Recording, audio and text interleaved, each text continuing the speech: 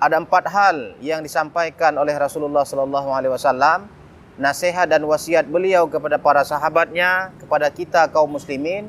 Yang pertama adalah menebarkan salam ketika berjumpa dengan sesama orang Islam. Yang kedua, saling memberi dan saling berbagi kepada orang lain. Yang ketiga, menyambung tali silaturahmi supaya ukhuwah tetap kuat dan solid. Yang keempat adalah solat malam supaya tubuh kita sehat dan kuat. Bismillahirrahmanirrahim. Assalamualaikum warahmatullahi wabarakatuh.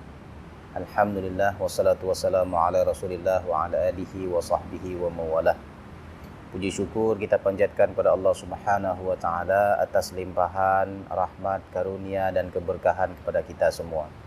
Salawat dan salam kepada baginda Rasulullah sallallahu alaihi wasallam, kepada keluarga dan para sahabatnya sekalian. Ma'asyiral muslimin, saudaraku yang dirahmati Allah Subhanahu wa taala, ada sebuah hadis yang diriwayatkan oleh Abdullah bin Salam. Suatu hari ketika Rasulullah datang ke kota Madinah, semua orang pada masa itu berkumpul ingin bertemu dan melihat Rasulullah sallallahu alaihi wasallam. Sehingga Abdullah bin Salam juga punya keinginan yang sama, ingin bertemu dan melihat wajah Rasulullah sallallahu alaihi wasallam. Ketika tiba Abdullah bin Salam di hadapan Rasulullah sallallahu alaihi wasallam, ternyata wajah Rasulullah sangat bersih, sangat indah dan menawan. Tidak nampak tanda-tanda wajahnya wajah seorang penipu. Tidak terlihat dari aura wajahnya wajah pembohong. Sehingga ucapan yang terlontar daripada Rasulullah waktu itu adalah afsyus salam, sebarkan salam. Jadi sebarkan salam, salam ini adalah simbol penghormatan, simbol cinta, simbol ukhuwah, simbol persaudaraan, simbol kasih sayang sesama muslim. Karena sejatinya orang Islam itu bersaudara. Al-muslim akhul muslim. Orang Islam, sesama orang Islam itu pasti bersaudara. La yazlimuhu wa la yuslimuhu. Orang Islam itu tidak mungkin menzalimi orang lain dan tidak mungkin menyerahkan saudaranya itu kepada musuh.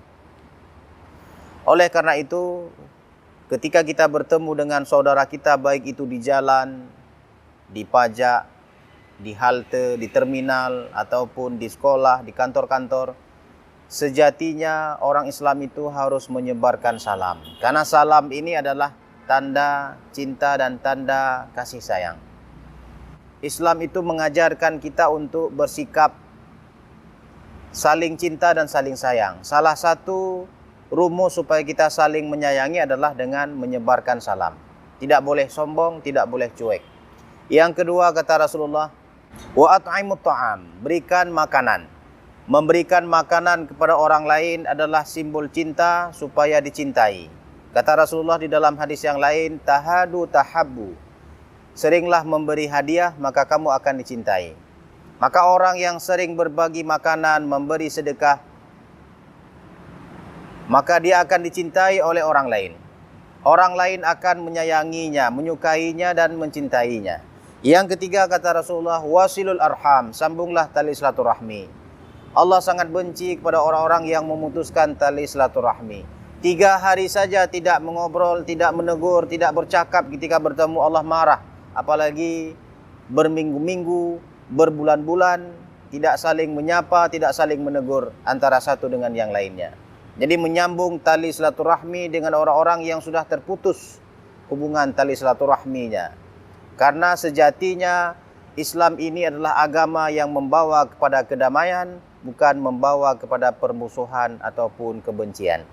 Yang keempat, kata Rasulullah, wasallu bil laili wan nasu niyam, salat malam. Orang yang rajin salat malam, hatinya akan dipenuhi dengan keberkahan-keberkahan. Allah akan menitipkan rahmat dan kasih sayangnya kepada orang-orang yang rajin melakukan salat malam. Rezekinya akan lancar.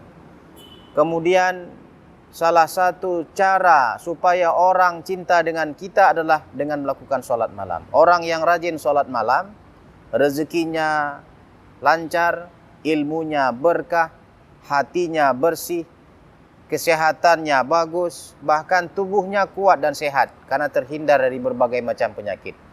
Ada 4 hal yang disampaikan oleh Rasulullah SAW, nasihat dan wasiat beliau kepada para sahabatnya, kepada kita kaum muslimin.